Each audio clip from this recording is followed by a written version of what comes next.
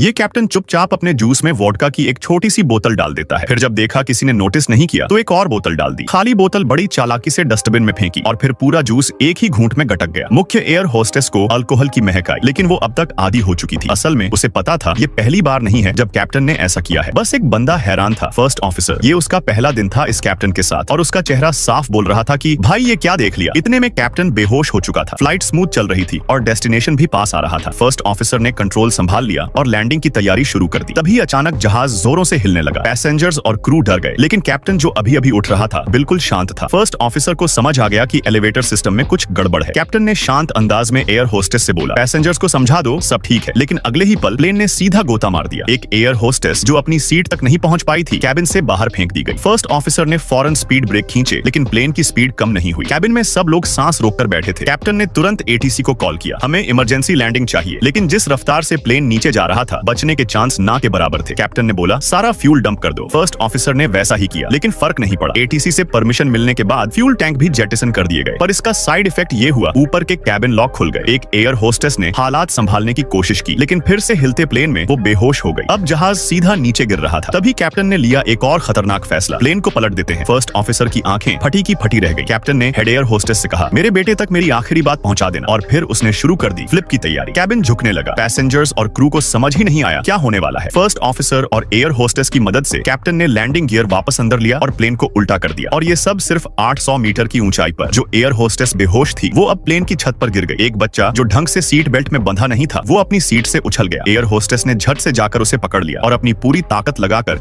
उसे वापस सीट पर बैठाया। फ्लिप के बाद प्लेन कुछ देर के लिए नीचे गिरना बंद हो गया, लेकिन अब फ्यूल डंप की वजह से इंजन बंद होने लगे थे। प्लेन में पावर नहीं था और वो रनवे तक पहुंचने की हालत में नहीं था। इंजन में आग भी लग चुकी थी। अब और कुछ बिगड़ने से पहले कैप्टन ने डिसाइड किया, जहां भी जगह मिले वहीं क्रैश लैंड करना पड़ेगा। लेकिन सबसे पहले प्लेन को सीधा करना जरूरी था। जो एयर होस्टेस बच्चे को बचा रही थी वो सीट तक वापस नहीं पहुंच पाई और दोबारा बेहोश हो गई। कैबिन पूरी तरह अफरा तफरी में था। किसी तरह प्लेन वापस सीधी पोजीशन में आ गया, लेकिन अब दोनों इंजन पूरी तरह फेल हो चुके थे और प्लेन सिर्फ ग्लाइड कर रहा था। अचानक सामने एक खुला मैदान दिखा जिसमें एक चर्च भी था। कैप्टन ने जितना हो सका प्लेन को मोड़ने की कोशिश की, लेकिन एक विंग सीधा चर्च से टकरा गया। अब केबिन में हर शख्स बस नीचे जमीन की तरफ देख रहा था और सबको अपना अंजाम सामने नजर आ रहा था।